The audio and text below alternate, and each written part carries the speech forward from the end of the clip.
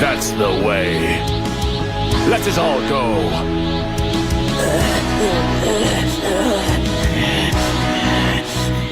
I am the unmitigated champion. Oh God, take it back, take it back. Gohan was a character that changed all of us as young teenagers. And today we're going to find out why the creator of Dragon Ball Z destroyed the character who we all grew to love. If you want to find out about Gohan's origin, what made Gohan a beloved character, and how our boy got turned into Saiyakak, well, keep watching because we're about to discuss all of that and more. Let's go. So recently I broke down the character of Rock Lee and I spoke about how awesome he was. And that got me thinking, what other characters do I love?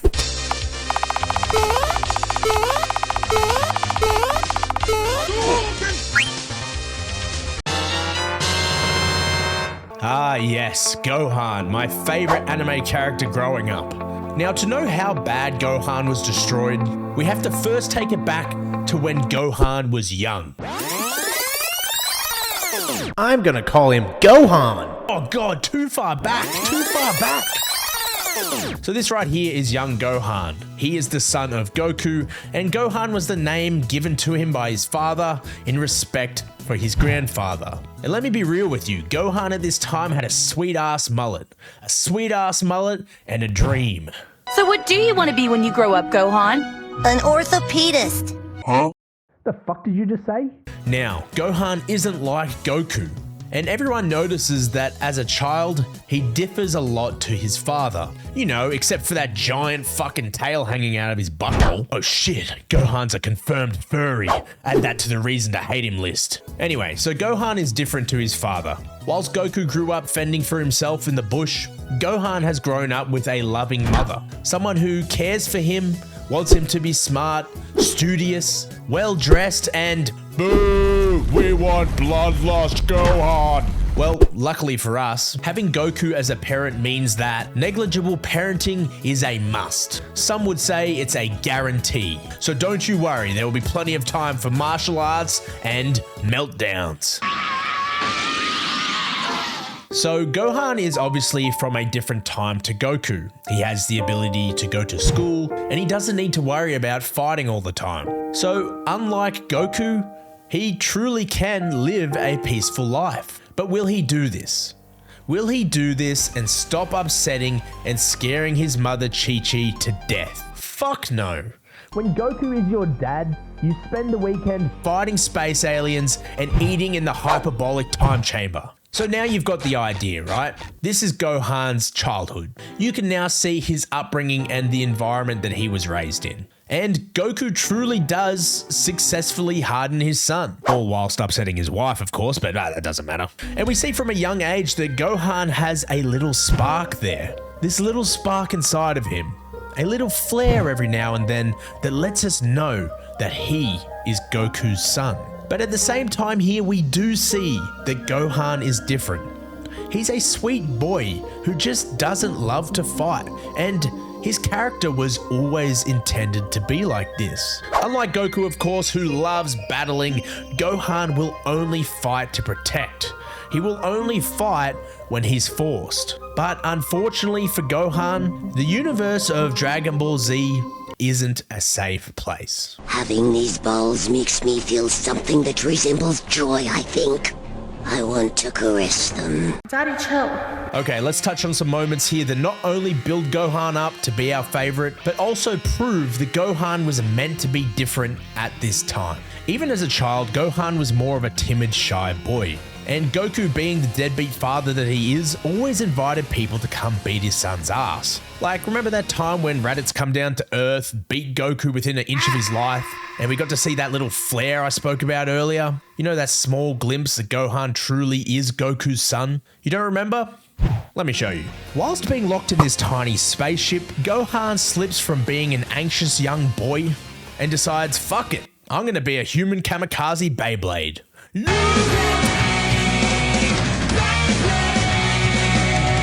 Now Gohan manages to stop Raditz here, and for a moment he shows us a small glimpse of that true hidden strength. And again, this wasn't brought on by a lust for combat. I mean, Gohan looks to be like 4 years old here. No, this was all brought on by a need to protect. His father is in danger. He must protect him. Okay, now look over here. Another moment we see this in action is when Gohan is trying to buy time for his father against that pedo guy Frieza. Gohan has absolutely no place in fighting the second and third stages of Frieza, but here he is fighting the final form of Frieza. And you have to wonder, does he do this out of the love for battle? Is he like, oh yes dad, please drop me on the alien planet with this suspicious team of male cheerleaders. I can't wait to fight with fully grown alien men whose names sound like raccoon. No, Gohan didn't want that, but out of the need to have his father be proud in him, and more importantly to make sure he is protecting others, Gohan manages, despite being scared, to save, protect, and clutch out time for his father. And in doing this, his dad saves the day. And now, before I touch on this last moment that really made Gohan the best, let's break down what it is so far that made Gohan a lovable character. Number one for me is that Gohan has that hidden power. That little glimpse and flare I told you about that even seems to rival the best and strongest in this series. And number two is that Gohan is usually a sweet young child. He's a lovable kid, but deep down, you know he has those demons. And those demons we all want to see come out. And finally, number three is Gohan's relatable. For us as kids, we all loved Goku, right? But nothing about Goku is relatable. He's a buff adult who beats the shit out of everyone. But Gohan, for us, was extremely relatable. And that's why this last point is important. With relatability comes a feeling of understanding. We as young kids could understand Gohan. He made us feel like we too, if need be, could stand up and protect our loved ones. And that's why the destruction of Gohan was so devastating. That's why it was so hurtful to not just me, but millions of people worldwide. But before that, before I get ahead of myself, let's touch on one last moment. The moment that made us all fall in love with Gohan. As I mentioned in my last video, you have to give it up to training arcs. Here we see Gohan and Goku training inside of the hyperbolic time chamber. We hear explosions. And we also see that Gohan has aged quite significantly. And he's still got that sweet ass mullet. This is where we get to see how Gohan truly feels inside of the world he lives in. And I'll let him tell it to you with his own words. Dad, I'm not like you. I just don't think I have what it takes. But still, Gohan doesn't want to lose his friends. He pushes aside his feelings and finally, for the first time, turns into a Super Saiyan. Now this here shows Gohan progressing, and it shows what he can do in a positive environment. In that positive environment, we see him turn into a Super Saiyan for the very first time. But that makes you wonder, what can Gohan do when he's faced with a dark and evil challenge? What can Gohan do in a life or death situation? Let's find out, and let's touch upon everyone's favorite Gohan moment. Let's visit Gohan vs. Perfect Cell.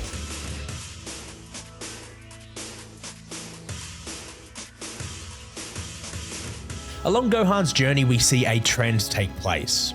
Gohan is at his strongest when he's backed into a corner. When one of his friends are in danger, that's when he himself is the most dangerous. And through time, as Gohan gets stronger, so too does this hidden power inside of him. The problem is, he just can't bring this power out at will. And this stems from never having a true moral reasoning. A true reasoning to just let it all go. But thanks to one special character, Gohan finally understands and finally accepts his destiny. Gohan comes to terms with his power and his mission, and from this moment forward, he won't lose any more loved ones. And this is where all men and boys from all over the world fell in love with Gohan's character. Drop your restraints. Protect the life I loved. You have the strength. My scanners sensed it. Just let it go.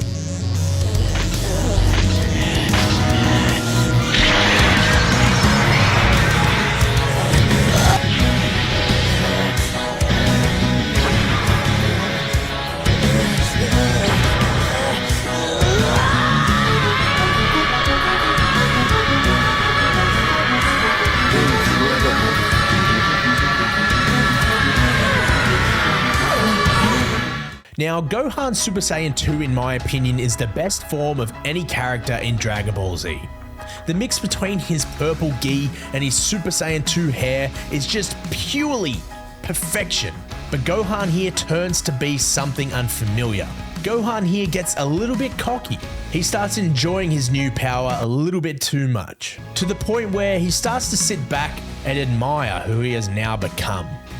And this lands him in a terrible position. Gohan here is now humbled. He's faced with the potential loss of his friends and even his own life. But with one last push of positivity from his father, accompanied by his newfound moral-backed power, we see Gohan move on. And spoiler alert, beat Cell's ass. Now, I've spent a lot of time here on Gohan, and it's important to understand his story, background, and why we grew to love him so much. But we now have to discuss the downfall of Gohan. The downfall and heartbreak that is Saiyakak, also known as Super Saiyan Kakan. Or just, Gohan as an adult, I guess. Time has moved forward, and time has been peaceful. There's been no true reason to fight, no existential crisis to train for. So as you know, soft times create soft people, and hard times create hard people. And party times create party people. Sorry. Now, even with soft times creating soft people, it shouldn't create this. Gohan went from someone who would lash out and destroy anyone just to protect his friends. But here in these times, we see Gohan watch his own girlfriend get smushed.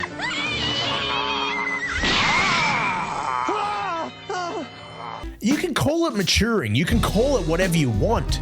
But the boy who we all related to as kids, he's dead.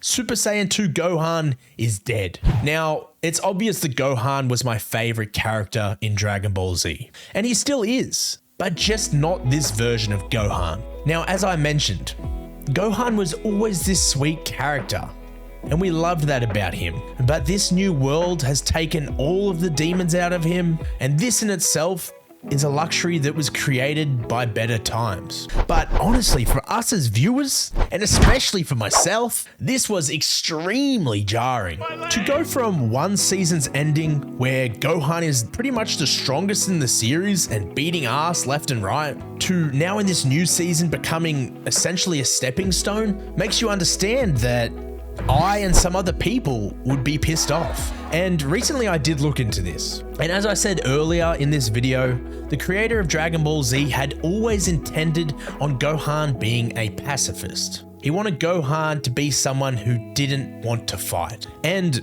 honestly, that's all good and fine. My argument would be, maybe just don't develop him into being the best character in the series, someone we all aspired to be like, just to have him be destroyed and ripped away. Like, Gohan was such a good role model for young kids, and now Goku, this deadbeat father, is our new role model. The guy that would get a homeless guy off the street to beat up his son just to show him that, hey, you can be stronger.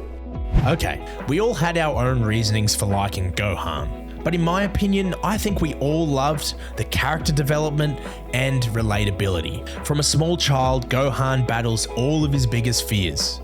He gets beaten up and he comes out on top. Sure, sometimes he almost dies, but he ends up surviving. We see him do this over and over again to the point where no one could ever hurt him or his friends again. That's how strong he was. And then, poof, we are left with Saiyakak. So now, honestly, at this age, I want to say good on the author for sticking to his intentions with this character, and respectfully, rest in peace. But I'm still fucking salty about it, and I just wish the Super Saiyan 2 Gohan lived on forever and ever. So let me know your thoughts about Gohan. Do you hate him? Do you love him? Let me know in the comments down below. And don't forget to slap the shit out of the like and subscribe button, and my ass, and the notification bell. And click on this sweet video on my face. Bushy Brow Rock Lee. Fuck, that guy's a Chad. You gotta watch this video. Check it out. Just click it. Come on. Good for my analytics. Yeah, click the video. Come on.